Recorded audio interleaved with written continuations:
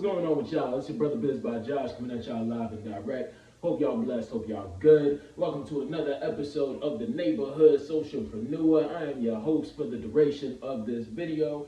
Don't forget to like, subscribe, and comment, and let me know what y'all want me to talk about in the comment section next. And if you have any additional questions or any additional inquiries, make sure to reach out to our brand new email, the neighborhoodsocialpreneur@gmail.com. That's right, y'all. So, with that being said, let's get into the video today. So, as y'all can see by this terribly written whiteboard here, I am going to be speaking about my journey of losing 75 pounds in about 10 months.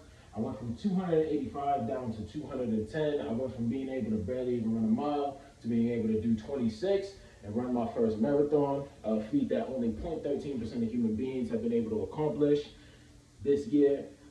And that's something I'm extremely proud of. It's one of the hardest things. It's not the hardest thing that I've ever had to do in my life, but it has forced me to really want to do more and step outside of my own box and my own circle of understanding. So you can't ask for anything better than that, right?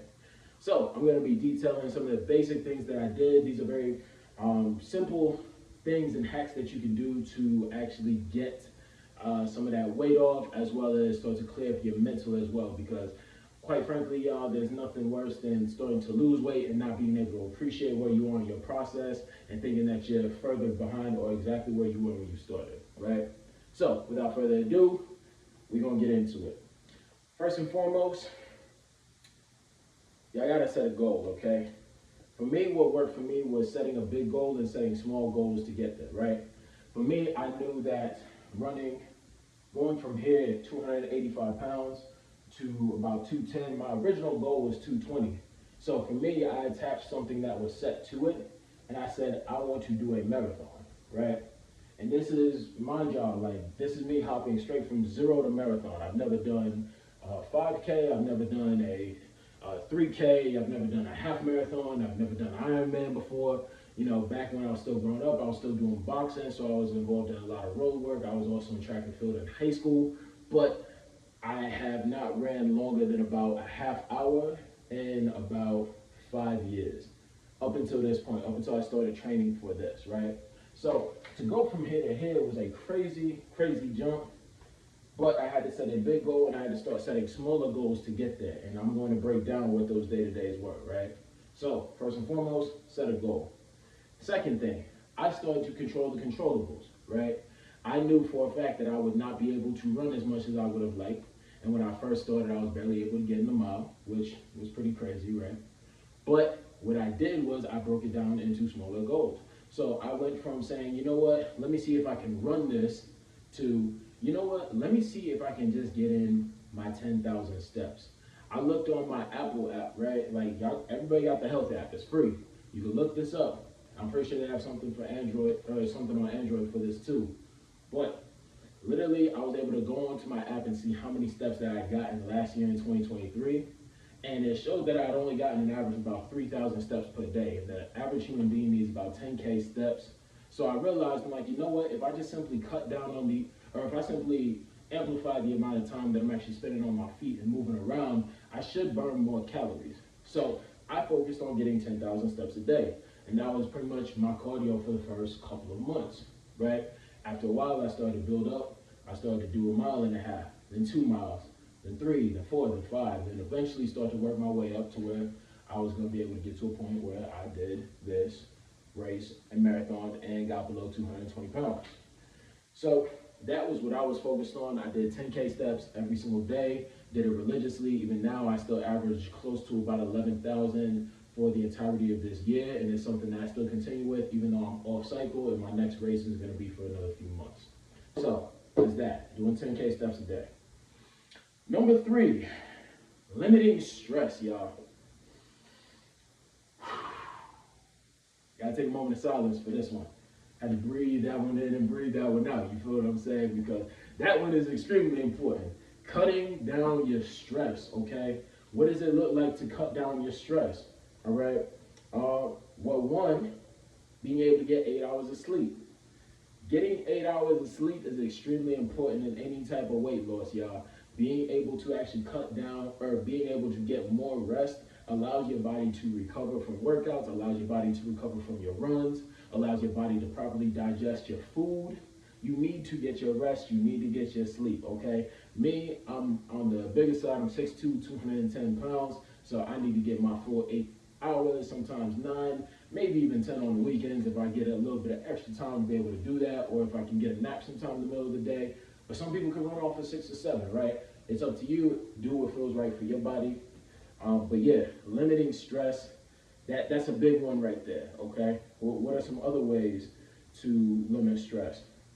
Another thing, cutting out toxic people, okay? And if I'm being real, look, I got mad love for all of my homies and my homegirls, even the ones I don't speak with on a regular basis. But in 2024, I committed to this being the year that I just locked in and stayed really focused on what my goals and what my initiatives were and what my plans were, right? So, I was really just like, okay, I got mad love for y'all, but I'm going to have to see you after the fact if I even speak with y'all. Because quite frankly, y'all want to hang out on Friday, it's Saturday night, y'all want to go spend a bunch of money, y'all want to drink, y'all want to smoke. That's not really the type of time that I'm on at this moment. I haven't drank, I haven't smoked in months. And for me, I was like, okay, yeah, I got to cut out toxic people. Now, I want to say this to say that, okay, just because you're drinking or smoking doesn't necessarily make you a toxic person. That's not what I'm getting at. What I am saying, though, is that a lot of my friends who were about that particular sect of life, they also were very much involved with a lot of foolishness as well. So they would come to me with a lot of foolishness. Some of y'all are that friend for your friends and your family right now, where when there's a problem, you're the first one that they call because you're always the one who gives really good advice. You're always the one who's able to come up with a good, really come up with a solution, or you're just the one that's willing to actually listen to them. I'm that guy for a lot of people in my circle, right? I've strived to pull back from that just because I want to limit the stress in my life, you feel me? But that's kind of been my role throughout the duration of my life. So definitely cutting a lot of that out, bringing that back, and really just staying centered on self. Not necessarily being self-centered, but being centered on self, right?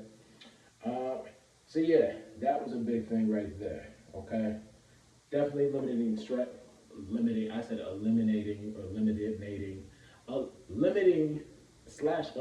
stress from your life is a very big one, right? Okay, for myself, another thing that really helped me, all right, intermittent fasting, okay? Man, I cannot say any words today. Intermittent fasting, all right?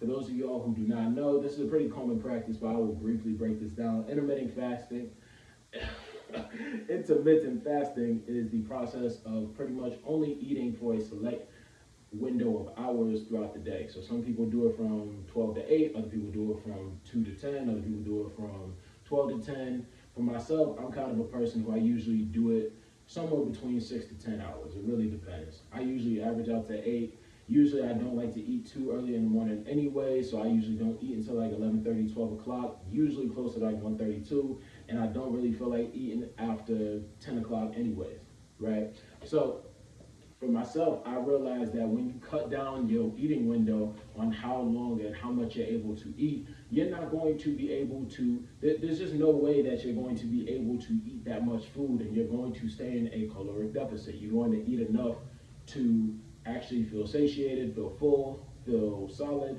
but you're not going to be able to eat enough to a point where you are going to be like gorging yourself, right? So that is a big thing. Yeah, intermittent fasting, definitely a big one. If y'all have never tried it before, I strongly suggest it. This is probably one of the things I've always done on weight cuts before, especially when I was still boxing and doing amateurs. Definitely just shutting down the eating window. And I didn't even really know what intermittent fasting was. But to go from here to here, that was also a very big one. Let's see, number five. I actually only had 4 on here. But number 5, you know what? I'm gonna close this up, and I'm gonna give y'all number 5 off the dome. I would say patience, okay, y'all? Patience.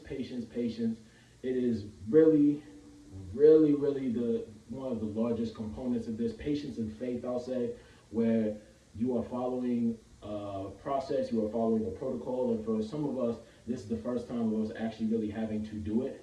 So I get it. Like for myself, I've been cutting weight from the time I was like 14, 15 years old. So for me, getting this far out of shape, I knew that I already had like a certain level of like genetic ability to be able to do this. But for those of us, for my people on here who they're in like their first weight cut for the first time ever, I understand, I get it. This is definitely something that is new. So just have faith and be patient in the process, okay? I get it.